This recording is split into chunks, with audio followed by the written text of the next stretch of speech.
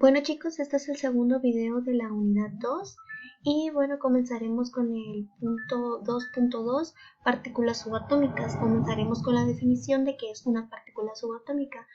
Una partícula subatómica es aquella que es más pequeña que un átomo. ¿Y cuáles son estas partículas? Bueno, pues aquí se las ejemplifico. Son el protón, el neutrón y el electrón. Es importante mencionar que el protón y el neutrón tienen casi la misma masa, son casi del mismo tamaño. En cambio, el electrón es muchísimo más pequeño que el protón y el neutrón.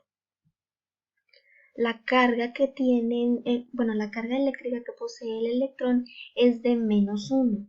La carga eléctrica que posee el neutrón es de 0 o también neutra. 0 o neutra. Y el protón tiene una carga de +1, 1 positivo.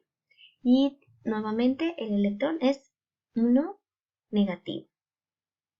Y para entender cómo se llegó a esto y cómo se conocieron estas cargas y estas partículas subatómicas, se los contaré en las siguientes diapositivas. El siguiente subtema lleva por nombre electrones y rayos catódicos.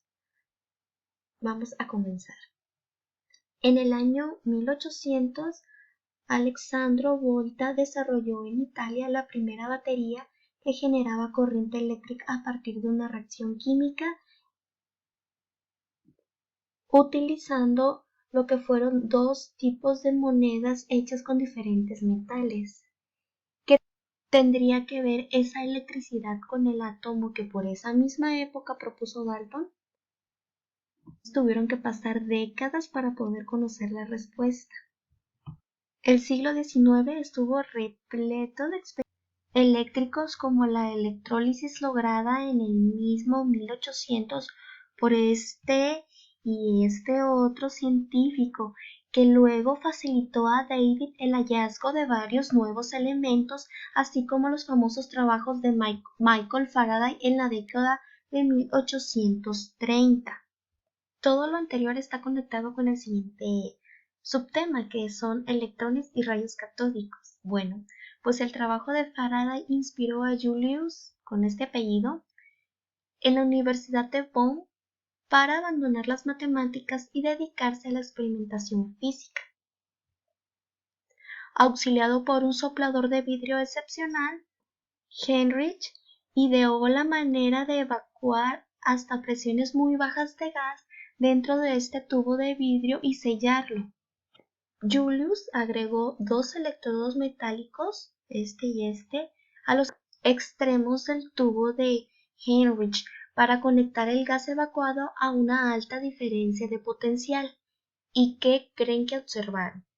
Pues ellos observaron por primera vez un fenómeno luminoso en el interior del tubo, debido a una radiación aparentemente emitida del electrodo negativo que viajaba hacia el positivo.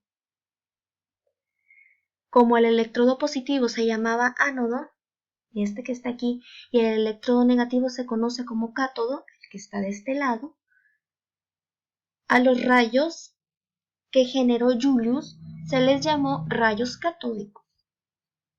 Por otro lado, el científico Johann en el año de 1869 colocó diversos objetos al paso de los rayos catódicos y observó sus bien definidas sombras en la luminiscencia general producida por los rayos sobre el vidrio del tubo.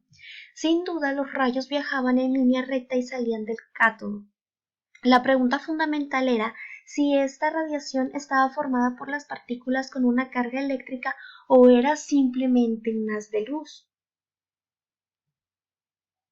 Aquí en esta imagen se puede observar la figura de una cruz que el científico colocaba para poder observar lo que era la luminiscencia que se formaba a través del tubo. Para contestar la pregunta antes formulada, William dispuso un imán cerca del tubo y notó que el haz de luz era desviado, como se puede observar aquí, como va derechito y se desvía por los campos eléctricos que también desvían las partículas de los rayos. Se trataba entonces de un haz de partículas cargadas y por la trayectoria seguida ante los campos eléctricos y magnéticos se concluyó que su carga era negativa. Los rayos catódicos no podían estar constituidos por las moléculas cargadas del gas remanente en el tubo, pues los cálculos indicaban que no podían viajar a distancias tan grandes sin chocar con otras moléculas del gas, desviando su trayectoria rectilínea. Entonces, ¿qué eran estos rayos? En relación con los rayos catódicos entre el año 1893 y 1897, el científico John Thomson se le ocurrió una forma de determinar su naturaleza. Construyó un tubo de Heinrich con una pantalla fluorescente, como aquí se mira, con una pantalla fluorescente al final del tubo, de tal manera que brillara al golpear sobre ella los rayos. En ausencia de interacciones, el haz se movía en línea recta, por lo que el brillo en la pantalla se produciría en el centro de la misma. Joseph Young colocó además un campo magnético en el interior del tubo que provocaba que el haz de partículas se desviara hacia un punto de la pantalla. Adicionalmente también insertó un campo eléctrico formado por dos láminas metálicas cargadas, una positiva y otra cargada negativamente. Aquí se ven las láminas. Si solo se conectara el campo eléctrico, las partículas del haz serían repelidas por la placa negativa superior y atraídas por la placa positiva inferior, llevando el haz hacia abajo. Supongamos que el haz de los rayos catódicos fuera desviado primero hacia arriba por el campo magnético, entonces Thomson variaba poco a poco la intensidad del campo eléctrico entre las placas, haciendo bajar paulatinamente el punto de llegada a la pantalla hasta que el haz arribaba al centro de la misma, ¿no? Si Thomson sí pone atención a su clase de química. En ese momento, la fuerza ejercida por el campo magnético hacia arriba sobre las partículas se igualaba con aquella debida al campo eléctrico hacia abajo. Esta igualación de fuerzas permitió a Thomson escribir una ecuación de la que obtuvo el cociente de carga, que se representa con la letra E, entre la masa, que se representa con la letra M, de las partículas de los rayos catódicos, con solo medir la naturaleza de la trayectoria circular en el campo magnético y la magnitud en ambos campos cuando se logra el equilibrio. Después de experimentar con electrodos formados por distintos metales y con diversos gases en el interior del tubo, los resultados del cociente E sobre M eran prácticamente constantes. Él decía que el cociente de carga a la masa de los constituyentes de los rayos catódicos es por lo menos 1000 veces mayor que el correspondiente al ion hidrógeno, el átomo más ligero conocido. En efecto, después del refinamiento de las mediciones, hoy sabemos que el dato de la ecuación del cociente carga sobre masa del hidrógeno es de 1837 veces mayor que los rayos catódicos. La conclusión sorprendente es que si ambas partículas poseían la misma carga, la masa de los rayos catódicos era de 1837 veces menor que la del ion más ligero del hidrógeno. Luego, dichas partículas eran más ligeras que cualquier átomo, eran partículas subatómicas. Meses más tarde, Thomson escribiría: no hay escapatoria a la conclusión que los rayos catódicos son cargas de electricidad negativa portadas por partículas materiales. En los rayos catódicos tenemos materia en un nuevo estado, en el cual la subdivisión de la materia va mucho más allá que el estado gaseoso ordinario. Esos portadores eléctricos son cierto tipo de átomos primordiales a los que llamaré corpúsculos, por brevedad. Se le reconoce como el descubridor de la primera partícula subatómica que más tarde recibiría el nombre del electrón. Es por eso, chicos, que les menciono a los científicos y todo el trabajo que ellos realizaron para poder encontrar esta partícula subatómica que fue el electrón. Ahora veremos cómo Robert Millikan descubre la carga del electrón.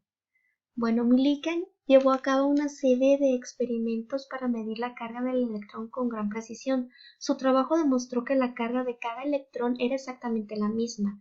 Su experimento analizó el movimiento minúsculo de gotas de aceite que adquirían una carga estática a partir de los iones del aire.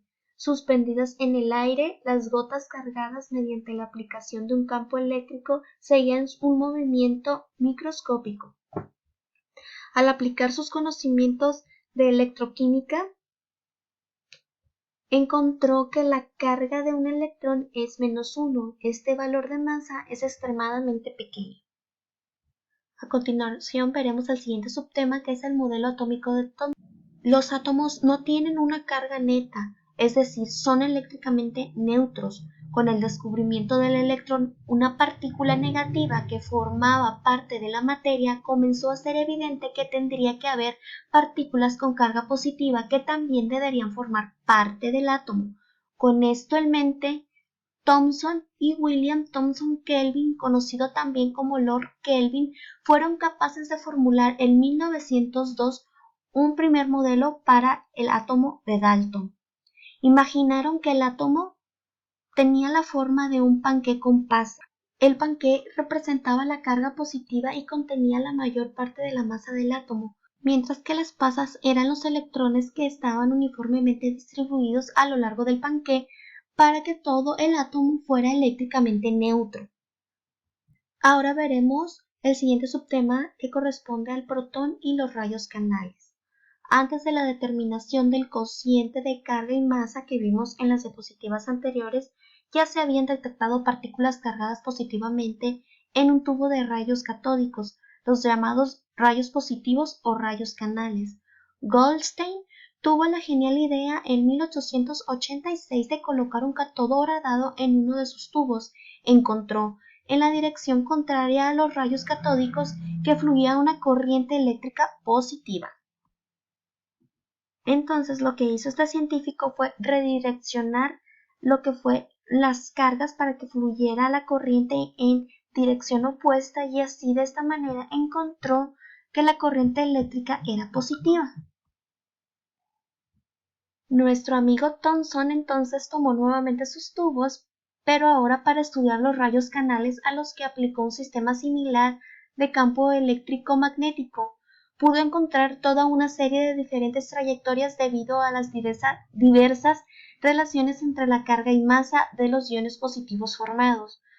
Para que entendamos esto, pensemos en el gas remanente en los tubos, es dióxido de carbono. Thomson encontró trayectorias diferentes que luego pudo atribuirle a los iones de carbono, oxígeno, oxígeno-carbono, de solo carbono y de oxígeno.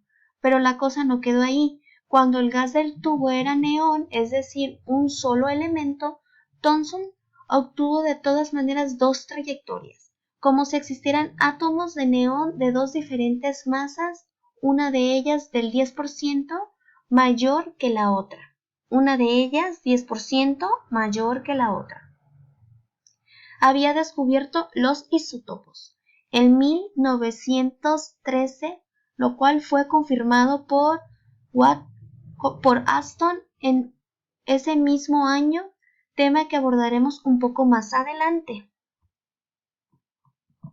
Entonces Thomson en el año 1920 postuló que el ion de hidrógeno debería ser una partícula subatómica posteriormente llamada protón, con carga eléctrica igual al electrón pero con signo cambiado, y una masa de 1837 veces mayor a la del electrón.